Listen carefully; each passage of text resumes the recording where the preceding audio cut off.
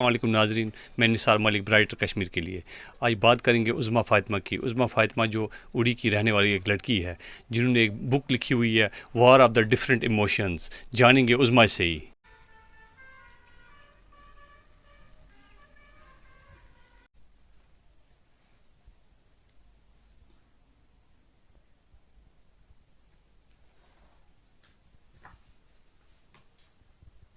सबसे पहले तो अस्सलाम वालेकुम।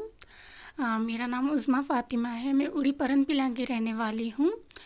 तो ये मेरी फ़र्स्ट सोलो बुक है जो मैंने पब्लिक की है। इससे पहले भी मैंने बहुत सारी 40 प्लस बुक्स में को-ऑथर किया है, मैं वहाँ पे को-ऑथर काम कर रही थी।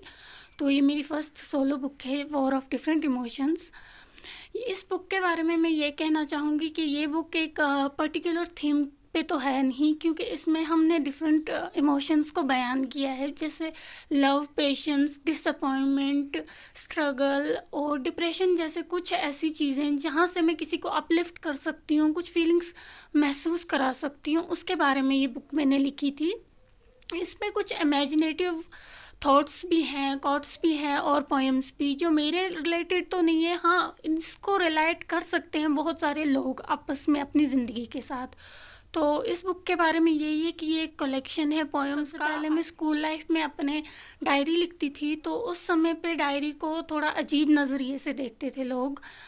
तो मुझे अभी भी याद है, मैं 8th क्लास में थी, मेरे बैग से मेरी डायरी बरामद हुई, मेरे कज़न्स ने देखी, वो पढ़ने लगे, क्योंकि मोस्टली उसमें लव कॉल्स शायरी वगैरह लिखी हुई थी। तो मेरे कज़न्स ने मुझे बोला कि नहीं, ये अच्छी बात नहीं है, तुम लड़की हो, तुम्हें डायरी नहीं लिखनी चाहिए। उस चीज़ से मैं थोड़ा सा हिचकिचा गई और मैंने लिखना बंद तो नहीं किया, हाँ मैंने डायरी राइटिंग छोड़ दी थी। उसके बाद से अल्हम्दुलिल्लाह मेरे पेरेंट्स मुझे बहुत सपोर्टिव रहे हैं, उन्होंने मुझे हर टाइम पे सपोर्ट किया, हर जगह पे। मेरे पापा ने मुझे फ़ोन लेके दिया मेरे 11th क्लास में। तब से फिर मैंने अपने फ़ोन के ही अंदर डायरी, एक ऐप होता है, वहाँ पे मैंने ये लिखना शुरू किया था और मुझे मेरे पेरेंट्स की बहुत सपोर्ट रही है। मेरी मम्मी, मेरे पापा, मेरी सिस्टर्स, मेरा भाई और मेरे कुछ रिलेटिव्स भी, जिन्होंने मुझे ऑलवेज़ पुश किया है कि नहीं, तुम कर सकती हो। मुझे अभी भी याद है फर्स्ट टाइम जब मैंने अपना फर्स्ट पोएम पब्लिश की थी। रघुवीर नाम की एक बुक है जिसको कंपाइल किया था, रुतबा नाम की एक लड़की, बारामूला की रहने वाली है वो। तो मेरा फर्स्ट जो मुझे सर्टिफिकेट वहाँ से मिला था, तो मुझे अभी भी याद है, वो सर्टिफिकेट मेरी फैमिली के लिए एक बहुत ब्राइटनेस वाला था। मेरे मोस्ट ऑफ द रिलेटिव्स वगैरह, तब मुझे वो सपोर्टिव लगा था कि मुझे, हाँ, इस चीज़ में मैं कर सकती हूँ, मुझे सपोर्ट मिला था उस समय। तो ये चीज़ मुझे इनकरेज कर गई और मैं कहना चाहूँगी कुछ मेरे खुद के फ्रेंड्स वगैरह जिन्होंने मुझे अपलिफ्ट करने में ऑलवेज़ अपलिफ्ट किया था, मेरे पापा के अलावा, मेरी मम्मी के अलावा, मेरे रिलेटिव्स के अलावा। एक जमील गिलानी नाम है, वो मेरे कज़न्स ही हैं। तो वो मुझे बहुत अपलिफ्ट करते हैं हर चीज़ में, वो मुझे बहुत सपोर्ट करते थे। उन्होंने मुझे कहीं पे जहाँ गलती होती थी मैं उनको दिखाती थी, ये सही है, नहीं है, बिकॉज़ ये इंग्लिश लैंग्वेज पे मैं लिख रही हूँ। तो जिस एरिया से मैं बिलोंग करती हूँ वहाँ पे तो स्टडी में भी बच्चों को बहुत प्रॉब्लम आती है। तो इंग्लिश लैंग्वेज में लिखना, इंग्लिश सीखना और फिर उसको पेन डाउन भी करना, ये बड़ी बात थी मेरे लिए। तो फ़र्स्ट ऑफ़ ऑल तो इंग्लिश में मुझे कभी भी प्रॉब्लम नहीं हुई, मैं इंग्लिश में अच्छी थी स्टूडेंट, तो इस वजह से मुझे अच्छे से लिखना-विखना आता था इंग्लिश में।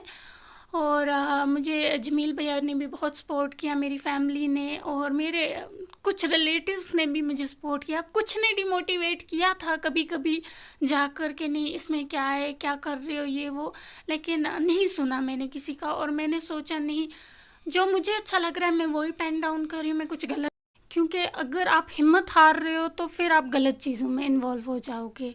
जैसे आजकल हम देख सकते हैं कि ड्रग वगैरह में यूथ बहुत इन्वॉल्व हो रही है, और जो इन चीज़ों में नहीं हो रहे हैं तो वो हर एक छोटी छोटी बात पे अपने आप से हार कर अपनी ज़िंदगी को ख़त्म करना चाह रहे हैं। जैसे कि बारामूला से हम लेंगे एग्जांपल्स, बहुत दिन पहले से मतलब कंटिन्यू चल रहा है, कभी कौन छलांग लगा रहा है ब्रिज से, कभी कौन, कभी कैसे ज़िंदगी ख़त्म कर रहे हैं। तो मैंने आज भी न्यूज़ में पढ़ा था कि एक 25 साल की लड़की ने अपने आप को फांसी लगा के कत्ल कर, अपने आप को खुदकुशी कर ली उसने। तो ये हराम है इस्लाम में। इस्लाम भी इस चीज़ की इजाज़त नहीं देता है। कहते हैं कि अगर हम खुदकुशी करते हैं फिर हम रोज़े क़यामत तक उस खुदकुशी में ही इन्वॉल्व रहते हैं, हमें अल्लाह ताला कभी माफ़ नहीं करेंगे इस चीज़ के लिए। तो मैं यूथ को यही कहना चाहती हूँ, जिस चीज़ में आपको इंटरेस्ट हो उस चीज़ में आप जाएं। मैं यूथ यहाँ के पेरेंट्स को भी एक रिक्वेस्ट करना चाहती हूँ, बच्चों पे प्रेशर मत डालें। हर एक बच्चे में अपनी अपनी खूबी होती है, अपनी अपनी क्वालिटीज़ से वो लेके ही पैदा हुआ है।